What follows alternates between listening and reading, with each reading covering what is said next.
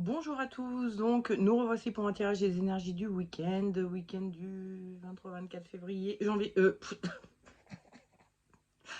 ça démarre super bien, 23-24 juillet, je sais pas où j'étais, donc 24 juillet 2022, je vérifie, oui 23 et 24 juillet 2022. Donc moi c'est Nadia Loriga, je suis une passionnée de tarot et du coup je vous propose des petites vidéos de tarologie le mercredi après-midi et puis le vendredi après-midi soir. Ah non mais je suis fatiguée hein, là aujourd'hui. Hein. Bref. Et donc le vendredi soir je vous propose des vidéos de tirage des énergies du week-end, ce qu'on va voir là tout de suite maintenant. Hein, donc. Juste pour info, pour ceux que ça intéresse et qui me suivraient sur Insta, j'ai décidé d'arrêter de faire la vidéo plus concise sur Insta. Ça me prend un peu trop de temps je pense que finalement les gens préfèrent YouTube pour regarder la vidéo. Insta, c'est pas vraiment un média pour vidéo, c'est plutôt pour de la photo. Donc je vais rester sur mes tirages photos sur Insta et j'inviterai les gens sur Insta à aller voir ma chaîne YouTube pour voir la vidéo des énergies du week-end, mais du coup je vais plus faire la version courte, trop de temps et puis j'ai d'autres projets, donc puis j'ai du taf parfois euh, d'habitude je bosse pas en fin de semaine, mais des fois si, donc c'est pas facile hein, d'avoir tout ça à gérer. En plus, voilà, de faire deux fois la même vidéo, une courte, une longue, bon, j'arrête. Voilà. Donc je ne fais que la longue sur YouTube. Je vous rappelle que dans la description, si vous voulez pas vous taper toute la vidéo qui vous paraît un peu trop longue, vous n'avez pas le temps et tout ça, une fois que vous aurez choisi votre carte, celle qui définira le tirage des énergies qui vous correspond, vous pourrez aller voir dans la description le timing et du coup vous rendre directement au tirage qui vous concerne. Donc comme d'hab, on commence par les petites cartes du Dixit. Hein, je vous rappelle le principe. Je vous montre d'abord et ensuite je vous expliquerai les trois cartes du Dixit.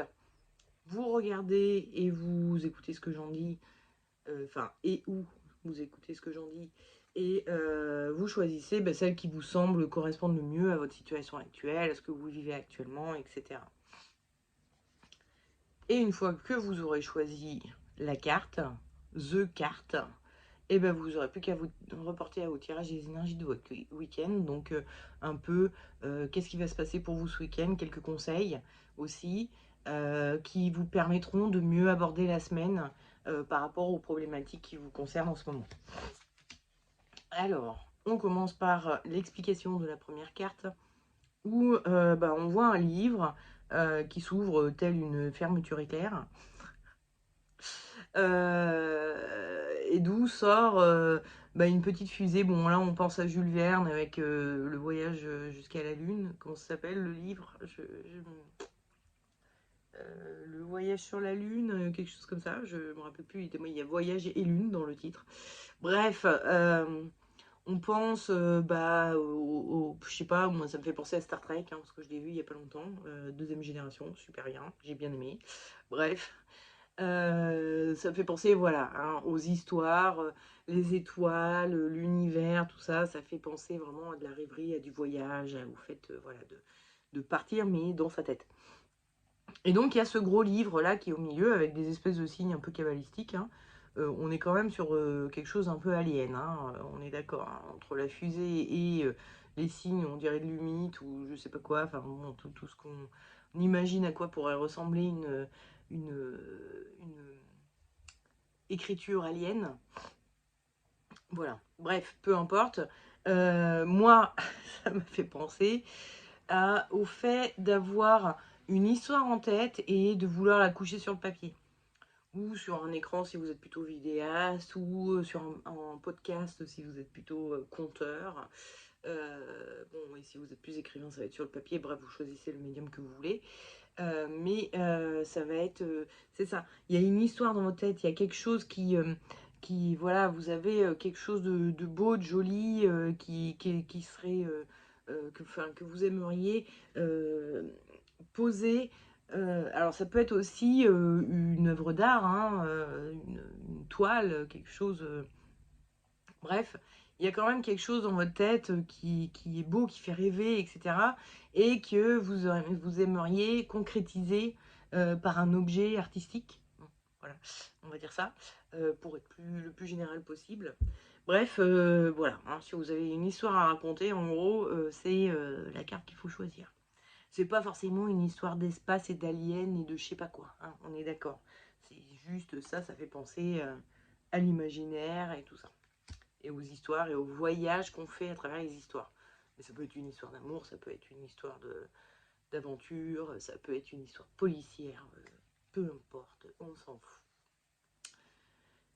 Ensuite, la seconde carte où nous voyons un dompteur et un tigre, sauf que le dompté se retrouve dompteur et le dompteur dompté. Hein, donc, bon là, il a un chapeau de Monsieur Loyal, là, vous savez, les personnages, des chefs de cirque, quoi, ceux qui présentent tous les autres artistes, et qui parfois font voilà, du domptage de fauves. Sauf que là, c'est le fauve qui est en train de dompter le dompteur. Hein. Le dompteur qui a une tête, il est en train de grogner. Enfin bon, il est trop mignon. Si, bon bref, c'est rigolo. Tout ça pour dire que moi, ça m'a fait un peu penser au fait, lorsqu'on se trouve un peu opprimé, qu'on essaye de nous manipuler, de nous dompter, de nous faire rentrer dans un moule, etc., on va avoir tendance à réagir pareillement. C'est-à-dire que si on te fait des reproches parce que ah, tu fais mal la vaisselle, par exemple, il y a un truc à la con, hein, on est d'accord. Et ben, la fois d'après, si vous voyez la moindre pétouille sur une fourchette ou je sais pas quoi, vous allez dire à l'autre, ah dis donc, t'as mal fait ta vaisselle, regarde. Donc, en fait, on a un peu tendance, bon, c'est valable avec tout type d'agression, hein. Si quelqu'un se met en colère contre vous, ça va vous mettre en colère. Si quelqu'un vous se plaint et pleurniche parce que vous n'êtes pas gentil, vous allez trouver que c'est quelqu'un de pas gentil qui n'arrête pas de vous saouler, de vous... Enfin, vous avez une réaction qui est souvent assez... Enfin, c'est pas systématique, hein, tout le monde ne réagit pas exactement de la même manière, mais ça fait partie des réactions possibles, c'est de réagir de la même manière. Pour dire, ok, t'essayes de me dominer, bah, c'est moi qui vais te dominer. Tu vas voir qui c'est le chef, en fait. Donc, il y a une espèce de truc comme ça qui se passe dans notre cerveau quand on essaye de nous dominer, de nous dompter, de nous faire rentrer dans des cases, etc. Donc, si c'est votre cas en ce moment et que vous êtes en mode non, mais là, il y en a marre d'être le dompté, j'ai envie de dompter l'autre, j'ai envie de lui faire voir que c'est moi le chef au final, ou en tout cas que c'est pas lui mon chef, c'est pas lui mon commandant, comme on dit quand on est petit. Euh, donc, enfin je disais ça, moi en tout cas, c'est plutôt la commandante. Voilà. Euh, donc, si c'est votre cas, voilà, c'est la carte qu'il faut que vous choisissiez. Je suis désolée, je suis encore très fatiguée, mais c'est les fins de semaine. Enfin, non, enfin, c'est toute la semaine en vrai que je suis fatiguée. Il n'y a pas de, il y a pas de moment où ça s'arrange. Il y a eu des grosses chaleurs en plus ces derniers temps, donc ça a bien capoté tout le monde là. Et moi entre autres, hein, donc je n'échappe pas à la règle. Troisième carte, donc, où nous voyons, bon bah il y a un jeune garçon, là, il est devant sa télé, et c'est une console de jeu, on voit qu'il y a une petite manette de jeu, hein. Et puis alors, chose très rigolote, de l'écran sortent un petit fantôme de Pac-Man, un petit, comment il s'appelle, Mario Kart, un petit, c'est Link, c'est ça, dans Zelda, et puis il y a un autre, il est où l'autre? Ah oui, il est là. Je l'avais perdu. Un autre petit personnage, je sais pas ce que c'est. Si vous connaissez ce jeu vidéo, n'hésitez pas à le dire en commentaire. Je sais pas ce que c'est. À moins que ce soit un autre fantôme de Pac-Man, hein, c'est possible aussi, mais bon, ils ont pas l'air d'avoir tout à fait... Bon, bref, on s'en fout. Bref, tout ça pour dire que j'allais ranger la carte, je n'ai pas du tout fini. On voit là un personnage qui reste dans le noir, hein, il est même obligé d'allumer une espèce de petite loupiote tellement il est dans le noir, à jouer à ces jeux vidéo, et visiblement il les enchaîne, hein, Pac-Man, Mario Kart, ou Mario je sais pas quoi, Super Mario Bros. Puis Zelda, et je sais pas quoi, donc... Bref, il enchaîne les jeux vidéo comme si c'était devenu une espèce de drogue. Et comme si le monde quotidien, le monde réel ne vous intéressait plus. C'est chiant, c'est lourd, c'est pesant, voilà, le monde réel. Voilà. Et du coup, vous aviez besoin de monde virtuel pour vous échapper, pour ne pas avoir à vous concentrer sur les corvées, le quotidien, tout ça. Et peut-être que ça se passe mal aussi dans votre quotidien avec les gens que vous fréquentez, votre famille, votre mari, votre femme, vos collègues. Donc, vous arrivez à la maison et vous jouez à des jeux vidéo pour ce qui est une bonne chose en soi, mais ça a l'air d'être un peu outre mesure là. Ça a l'air d'être, c'est bien de faire un petit Candy Crush en rentrant du boulot pour se vider un peu le cerveau et faire un peu le sas entre le boulot et la maison, on va dire. Ou je sais pas, si on est énervé, jouer un peu à un jeu pendant 2 minutes, un quart d'heure, 1 heure, et puis voilà, après revenir à sa vie normale une fois que tout est retombé. Bref, voilà, mais là, ça a l'air d'être un peu abusif, c'est-à-dire vous vous nourrissez des mondes virtuels enfin voilà, pour échapper à votre quotidien et de façon un peu excessive, vous enchaînez les jeux les uns après les autres de façon un peu excessive, quoi. Donc si vous vous retrouvez dans cette carte. Alors, je parle de jeux vidéo, mais les mondes virtuels, ça peut être aussi les réseaux sociaux, par exemple. Euh, Ça peut être aussi un peu, vous savez, le fait de se taper une série sur Netflix en mode, vous savez, en mode surconsommation, quoi. Euh, de se faire la trilogie du Seigneur des Anneaux version longue dans la journée. De se faire, moi j'ai regardé des séries sérieusement, genre il y a 12 saisons à 30 épisodes chacune, bref, ça prend du temps à regarder ça. Donc si vous les enchaînez vraiment enfin, voilà, d'affilée, bon bah ça va peut-être vous prendre que 3 semaines pour les voir, mais bon, vous n'avez pas fait grand chose d'autre que de regarder ça, quoi. Donc c'est de ça que je parle, hein. Les mondes virtuels, c'est pas forcément que le jeu vidéo, quoi. Pas forcément que les jeux vidéo, c'est vraiment tout ce qui va happer votre concentration sans vous demander d'imagination. C'est un peu la différence avec le livre, qui est source d'imagination. Les jeux vidéo, les films, les trucs comme ça, ne nous entraînent pas dans l'imagination, tout est là déjà. Donc il n'y a pas de rêve à avoir derrière, quoi. C'est toute la différence que l'on voit entre lire Harry Potter et regarder Harry Potter. Ça n'a rien à voir. C'est pas du tout le même effet. Quand on lit Harry Potter, bon après je suis grande fan, hein, forcément, mais ça va être valable pour n'importe quel livre que vous aurez aimé. Quand vous lisez un livre qui vous plaît, vous ressortez, il y a une joie, il y a vraiment un truc, parce que ça a fait tout travailler là-dedans et tout.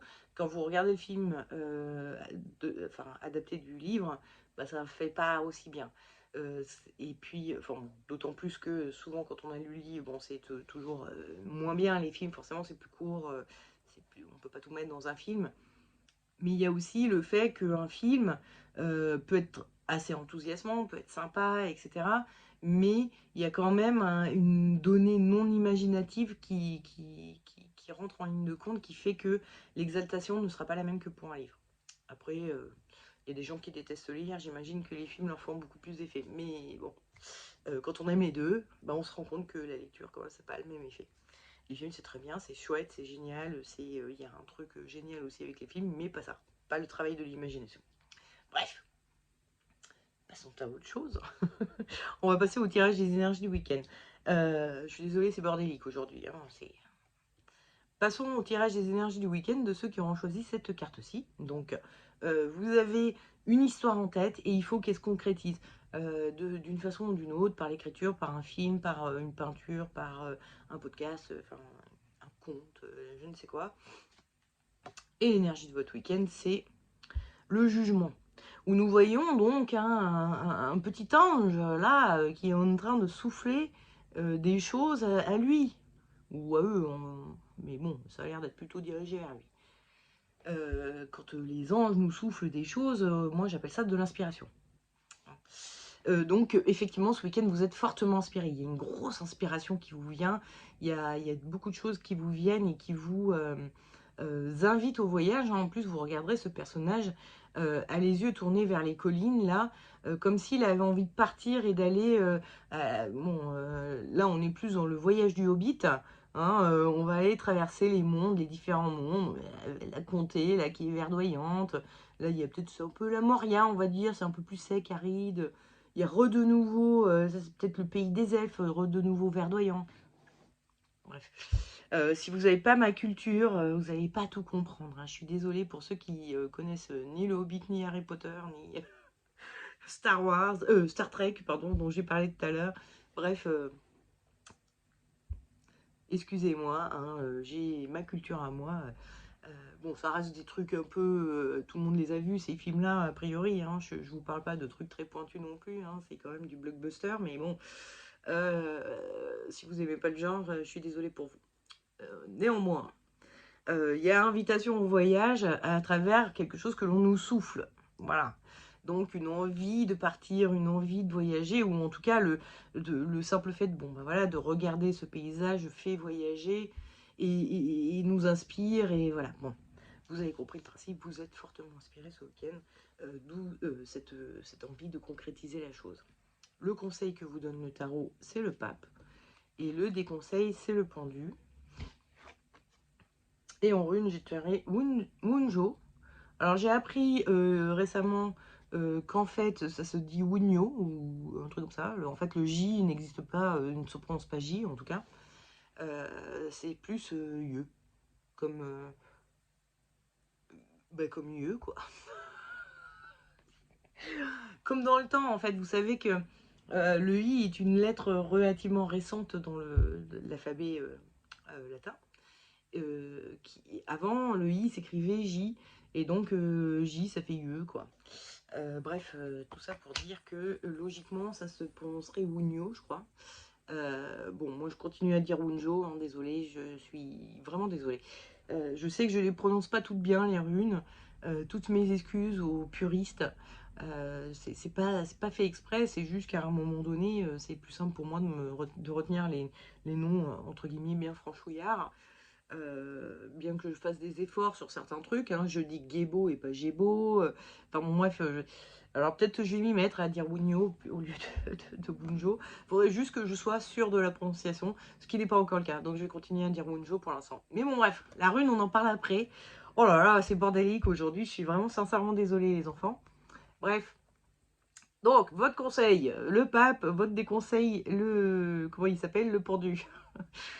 Donc, on voit avec le pendu, donc un personnage qui est en train de réfléchir, hein, il se met la tête en l'envers pour voir les choses d'une autre manière, et puis il reste posé comme ça. Il est bloqué, hein, puisqu'il est pendu, il est bloqué, donc la seule chose qu'il a à faire, c'est de... Donc c'est une carte qui va vous parler de réfléchir, de réflexion. Qui va être un peu en mode la réflexion, on la retrouve par exemple aussi avec la justice, notamment, mais c'est une réflexion qui est analytique chez elle. Alors que là, on est plus avec une réflexion un peu plus en mode ruminage, on rumine, ça tourne en boucle, là, dans notre cerveau et tout. Et le tarot vous déconseille ça. Il vous dit... gardez pas ça pour vous, en fait, un petit peu. À ruminer ça, à faire tourner cette histoire dans votre tête, c'est pas comme ça que ça va avancer. Il vous conseille plutôt d'être dans l'énergie du pape. Le pape qui, comme vous le voyez, est un vieux monsieur qui est devant des, on pourrait dire, des petits-enfants, hein, parce que les personnages sont quand même sacrément plus petits que lui, donc on peut penser que ce sont des enfants. Et donc c'est le papy gâteau un petit peu qui est là et qui raconte des histoires aux enfants. C'est vraiment un conteur, hein, le pape. En plus c'est rigolo parce que c'est vraiment un conteur dans le tarot. En tout cas c'est une des interprétations que je lui donne assez régulièrement. Donc je trouve ça assez rigolo d'avoir sorti cette carte-là en conseil parce que ça va vous dire... racontez votre histoire. L'histoire que vous avez dans votre tête, racontez-la, essayez de la partager, de la diffuser un peu. Alors, soit en l'écrivant, en faisant un podcast, enfin voilà, soit en allant direct dans le la création de l'objet que vous voulez créer avec cette histoire, soit en en parlant tout simplement, en la racontant comme ça de vive voix aux gens de votre entourage, à vos enfants, si vous en avez, si c'est une jolie histoire et que ça... Enfin bon, s'il n'y a pas trop de sang et de... Voilà, hein, de trucs qui font peur, de fantômes et tout ça, racontez-les à vos enfants pour voir un peu comment vous vivez, enfin comment les gens vivent cette histoire, quoi. Tolkien, on en reparle hein, encore une fois, a écrit, Tolkien, non. Enfin, si, Tolkien a écrit à la base des histoires pour ses enfants et ensuite pour ses petits-enfants. Là, je parlais plutôt de Alice au Pays des Merveilles, Oscar Wilde, je crois. Hein. Je sais jamais, il faudrait que je fasse des... J'ai pas de téléphone pour faire des recherches en direct. Bon. Bref, l'écrivain de Alice au Pays des Merveilles, donc, a écrit Alice au Pays des Merveilles pour une petite fille qui s'appelait Alice et notamment d'autres enfants en fait. Mais il avait choisi le prénom de Alice pour son histoire. Et en fait, à la base, c'est une histoire qu'il racontait aux petits-enfants avec qui il était. Je ne me rappelle plus exactement si c'était ses nièces ou si c'était des petites voisines ou il avait été dans une maison pour s'isoler, je sais pas quoi, et il s'était retrouvé avec des enfants. Bon, moi, je me rappelle plus exactement qui étaient ses enfants par rapport à lui, mais il y avait cette petite Alice et ses frères et sœurs à qui il racontait des histoires. Et c'est devenu un livre après. Bon, Tolkien a un peu fait ça aussi. Il a raconté des histoires, en tout cas écrit ses histoires pour ses enfants à la base. Et puis ça a fini, Bilbo le Hobbit, c'était ça. Et puis ça a fini en Seigneur des Anneaux, et on a fait toute une saga, quoi. Donc, n'hésitez pas à raconter, à partager cette histoire, à en parler, à essayer de commencer à la raconter. Elle risquerait de s'enrichir avec l'écoute des autres, parce qu'ils vont peut-être vous poser des questions, parce qu'ils vont peut-être vous dire à un moment donné, ce serait bien qu'il se passe ça. Ils vont peut-être l'enrichir, cette histoire. Et même le simple fait de la raconter risque d'enrichir votre histoire, parce que les trucs vont vous sortir comme ça, et ça peut être aussi, je pense à ça, là, d'un coup d'un seul, de raconter l'histoire à un dictaphone pour ne pas oublier des éléments, pour bien... parce que l'écrit, évidemment, est beaucoup plus long. Donc, pour ne pas oublier des zones d'histoire, des petits éclairs de génie que vous pourriez avoir comme ça, là, pipipiou, gardez-vous sur dictaphone, ou par écrit, ou par... Enfin, notez-le, quoi, pour ne pas oublier ces petites idées que vous avez et qui vont aller enrichir votre histoire, et qu'au moment où vous allez l'écrire, la pondre, votre histoire, quels que soient les moyens, bah, vous aurez oublié ce petit élément, mais qui reste un élément qui va enrichir votre histoire. Donc, voilà. Et donc, parlons de Wunjo. Wunjo. Donc, la rune est ici. Hein, c'est un petit drapeau, enfin ça ressemble à un petit drapeau, attention, attention, ce n'est pas un drapeau. Unjo, ça veut dire la joie. C'est pas un drapeau, mais ça y ressemble. Et c'est vrai qu'on a très souvent tendance un petit peu à associer le clan à Unjo, à parler du clan. Alors c'est le clan en termes... Alors ça peut être le clan vraiment familial, pour peu que vous vous entendiez avec votre famille. Si c'est une famille avec laquelle vous vous entendez pas, ou vous n'êtes pas trop dans l'énergie Unjo, je pense. Mais si vous vous entendez bien avec elle, bon, si, ça peut être, voilà. Mais c'est aussi surtout les clans un peu en mode, vous savez, âme sœur, enfin, ou famille d'âme, vous savez, les clans où vous avez une passion commune, ou un intérêt commun pour quelque chose, ou comment on dit, bref, vous vous énervez contre le même truc. Je trouve plus mon mot. Si vous êtes, je sais pas, à fond pour l'écologie, vous allez vous militez pour le même truc. Voilà, c'était le mot que je cherchais. Bref, Wunjo, c'est ça.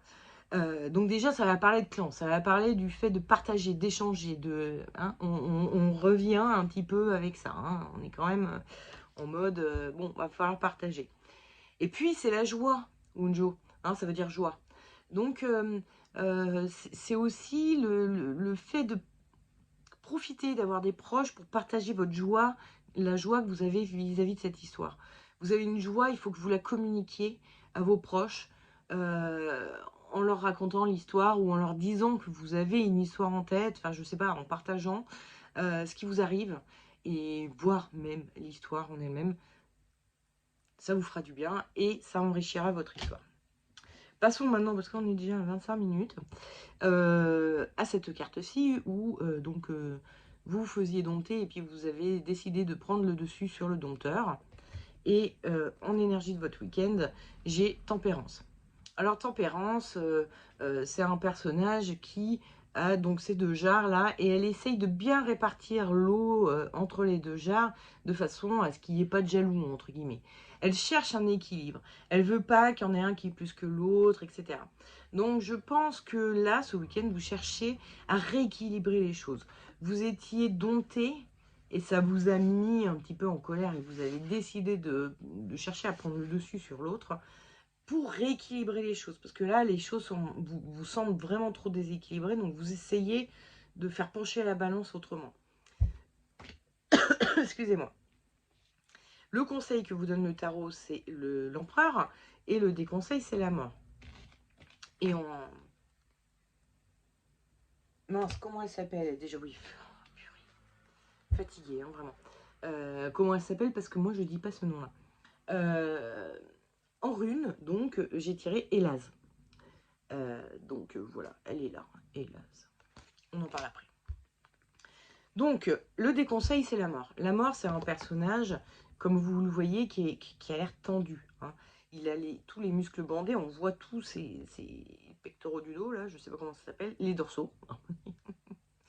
On voit tous ses muscles, hein, vous voyez, hein, on les voit super forts. Bon, il est tout sec, hein, il est tout queuse le mec, mais on voit quand même ses muscles, on sent qu'il force et qu'il est acharné, et il serre les dents, donc il exprime de la colère.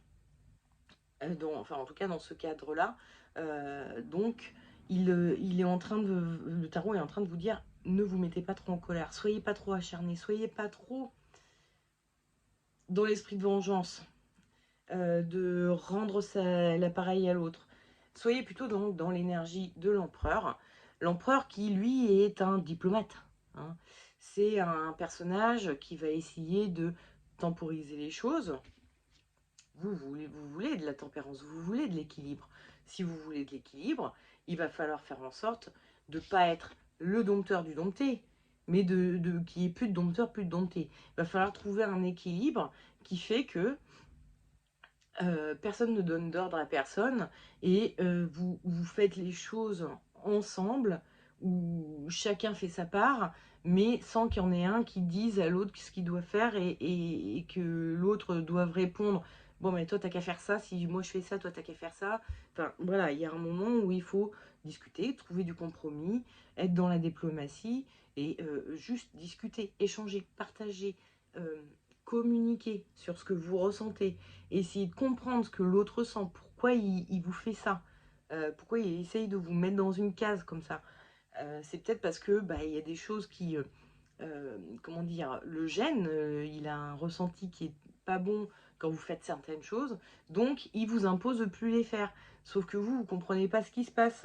Alors qu'en fait, c'est juste que lui, personnellement, il vit cette chose-là, il la vit d'une manière que, si vous le saviez, peut-être que vous agiriez autrement. Mais vu il essaye de vous dire c'est pas comme ça qu'on fait, gna gna, vous réagissez en voulant lui donner encore plus d'ordre.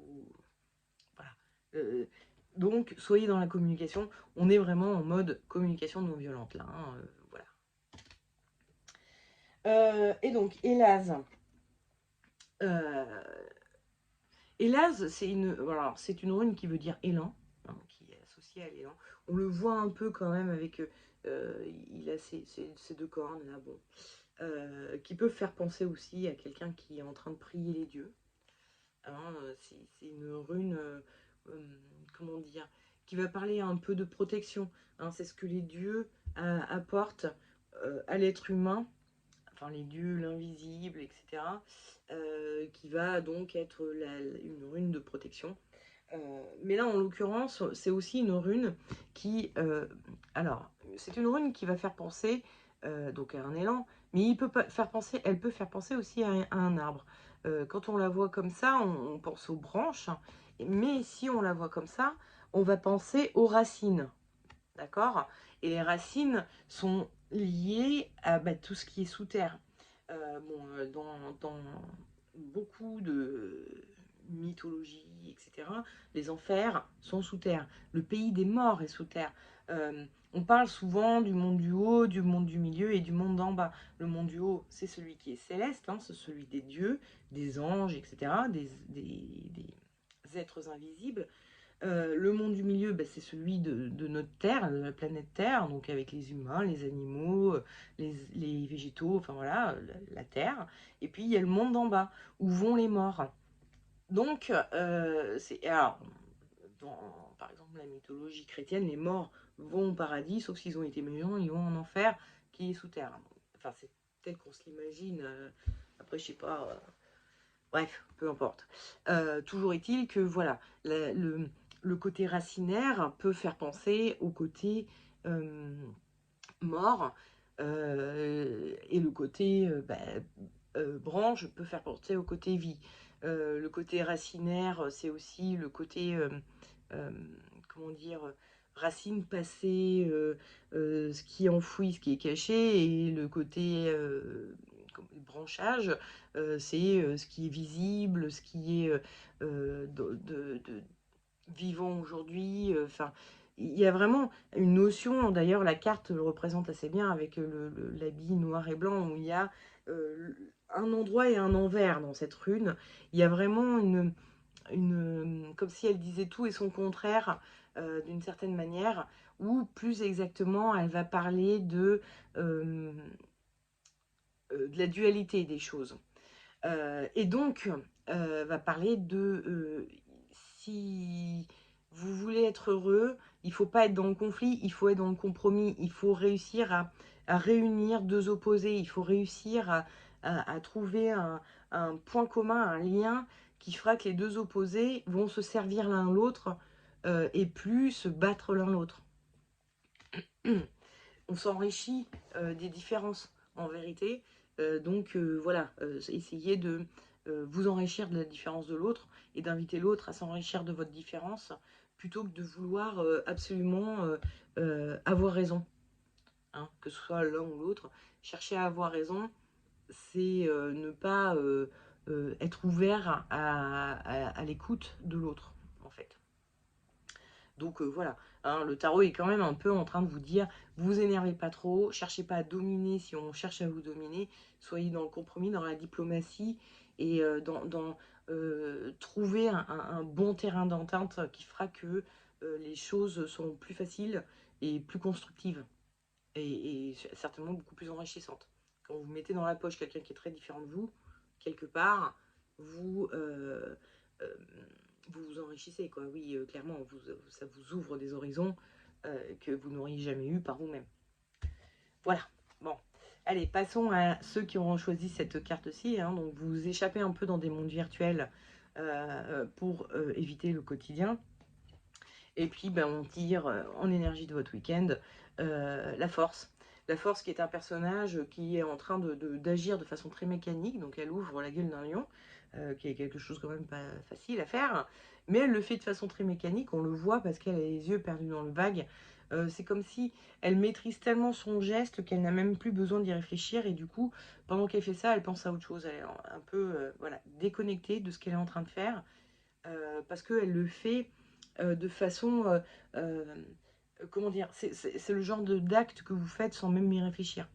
Hein, vous voyez bien, vous n'avez pas besoin de réfléchir quand vous faites la vaisselle, vous avez l'habitude, vous savez comment ça marche, vous n'êtes pas obligé d'être concentré sur ce que vous faites. De la même manière, quand, je sais pas moi, vous faites, je sais pas, des tâches quotidiennes, quoi. Vous passez le balai, vous pouvez totalement partir et ne plus pas penser exactement au balai, vous le faites de façon mécanique. Donc la force est un peu en train de parler de ça, de votre vie vous semble un peu mécanique et vous semble un peu, voilà, et du coup vous faites les choses, vos actes quotidiens, vous les faites, ok, très bien, mais vous êtes ailleurs, vous n'êtes pas concentré sur ce que vous faites, vous n'êtes pas... euh, en faisant ça, par exemple, vous avez oublié derrière le canapé, vous n'avez pas passé le derrière le canapé, vous allez oublier le coin du mur, où la petite poussière continue à s'accumuler, vous y passez jamais parce que vous n'êtes pas concentré à votre tâche ou parce que vous êtes pressé de ne plus vous concentrer là-dessus et donc de partir dans vos jeux vidéo ou autre monde virtuel. Donc voilà, ce week-end, vous êtes un peu en mode je fais les choses de façon mécanique et je ne cherche qu'une chose, c'est à m'échapper de ça. Le conseil que vous donne le tarot, c'est le monde et le déconseil, c'est le battleur. Excusez-moi. Et en rune, j'ai tiré Ansuz, qui est ici. Toc toc. Encore une fois, ce n'est pas le même nom que je donne à la carte. L'Iracoltière, elle a un peu mélangé les noms des runes. Des fois, c'est des noms en vieux norrois, des fois, c'est en proto-germanique, des fois, c'est. Elle a un peu fait son petit mélange à elle, parce que ça lui parlait mieux comme ça. Enfin voilà, elle a fait ça à sa sauce. Moi, comme je vous le disais tout à l'heure, je reste vraiment sur le proto-germanique, le truc basique, un petit peu. Euh, parce que comment dire, c'est là qu'est né, sont nées les runes, hein.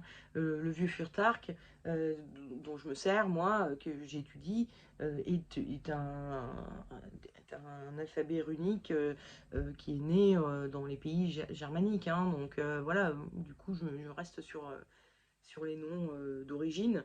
Mais c'est aussi très, très connement les premiers que j'ai appris, hein. C'est comme ça que j'ai appris, donc j'ai gardé ces noms-là. Et bon, bref, tout ça pour dire que vous étonnez pas si vous voyez un nom différent sur la carte de celui que je dis. Bref, revenons à nos moutons. Notre petit battler, donc en déconseil, où on voit donc un personnage qui, encore une fois, est dans son accomplissement de sa tâche. Hein. On est vraiment, vous regardez bien, on voit qu'ils ont un peu le même regard tous les deux. Hein. Ils sont en mode ouais, bon, il y a ça à faire. Ok, je le fais, mais franchement, je suis ailleurs.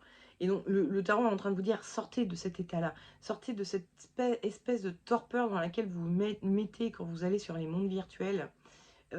Ces mondes virtuels auxquels vous ne faites que penser quand vous êtes en train de faire vos tâches quotidiennes.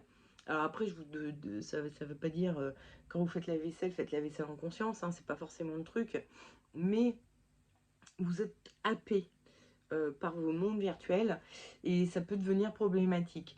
Et le tarot, il vous demande d'être plutôt en mode le monde, hein, donc le monde qui se met à poil devant tout le monde, quoi. Elle sort de sa zone de confort, elle décide de quitter ses frontières, de sortir un peu de son train-train pour aller vers les autres, vers autre chose en tout cas.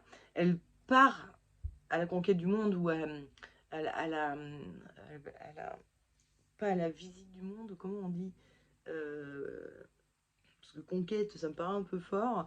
Euh, Oh merde, je trouve plus mes mots. Aujourd'hui, c'est chiant. Oh. Bref, elle part en voyage, quoi. Elle part à l'aventure. Donc, le tarot est en train de vous dire sortez un peu de votre zone de confort parce que vous allez peut-être finir par vous abrutir, en fait, à force voilà, de rester collé dans des mondes virtuels, encore une fois. Je vous le disais tout à l'heure, un monde virtuel, c'est pas propice à l'imagination. Donc, si c'est pas propice à l'imagination, c'est pas propice à la création. Et donc, quand vous faites ça de façon trop intensive, bah, quelque part, vous faites rien. Et c'est pas bon pour le moral non plus au bout d'un moment. Hein. C'est très bien d'avoir des trucs comme ça qui vous permettent de plus penser, entre guillemets. Hein. Ou en tout cas, plus penser euh, à des choses désagréables, à des choses qui vous enquiquinent. C'est bien de couper un peu de temps en temps. C'est ça que ça veut dire. Mais quand vous faites ça tout le temps, c'est qu'il y a peut-être un petit souci quand même. C'est qu'il y a peut-être des choses à affronter. Hein, et peut-être des efforts à faire. Hein, se mettre un petit coup de pied aux fesses pour faire quelque chose. Juste faire quelque chose. pas forcément quelque chose de grandiose, mais voilà, vous remettre un peu les pieds dans la vie, quoi. Et donc on a Anne Souz là qui vient là pour euh, en conseil aussi. Anne Souz, alors Anne Souz, ça vient du mot Az. Les Az, ce sont des dieux, une sorte de dieu. Qui, à l'époque, je pense, de la création des runes, d'ailleurs oui, très certainement, étaient les dieux les plus importants. On a, les Vannes sont arrivés avant, dans l'histoire, entre guillemets. Ce sont des dieux primordiaux qui sont beaucoup plus liés à la fertilité, hein. Ce sont des dieux de fertilité. Donc on a Frey et Freya, le dieu et la déesse de la fertilité, qui sont frères et sœurs, si je me souviens bien.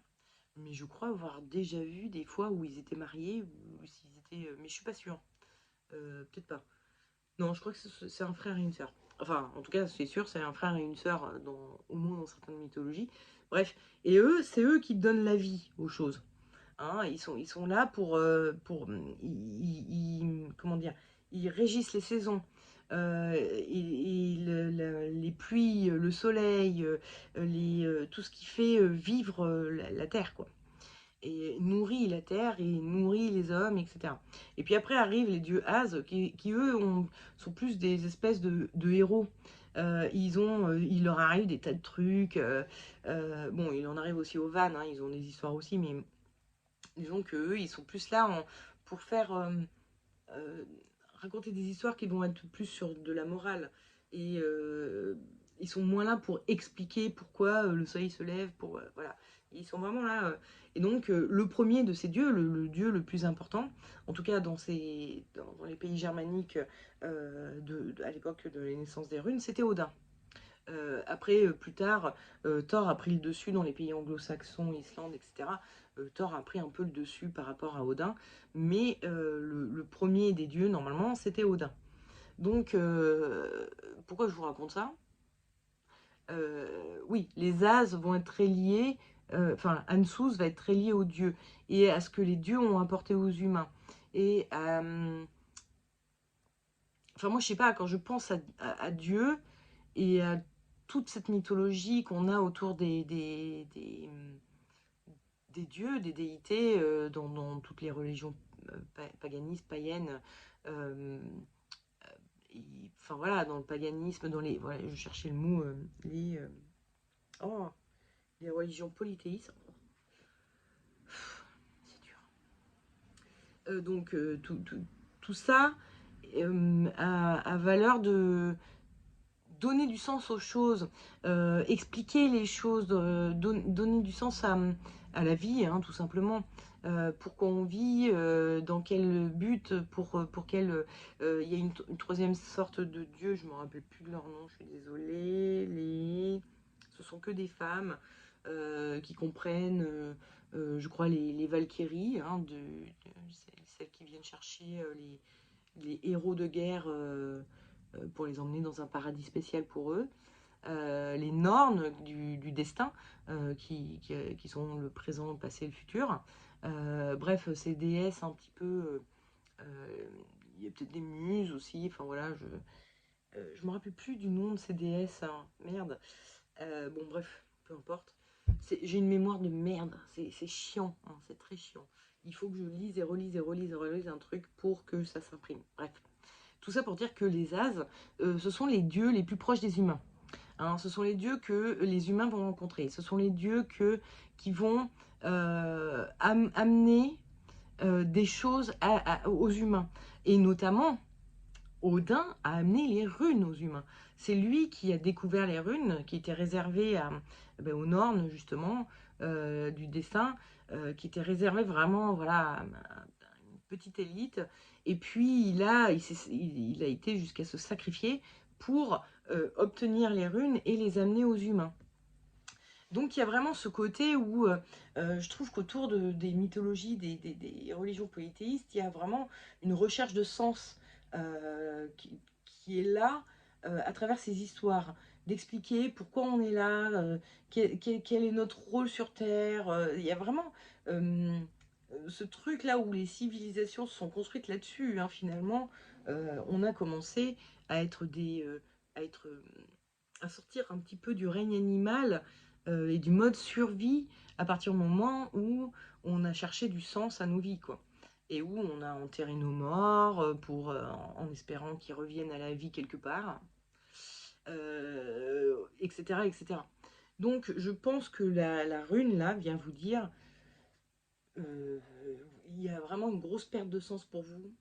Et il est peut-être temps de vous demander quel est le sens de votre vie, un petit peu, de retourner vers des activités qui donnent du sens à votre vie,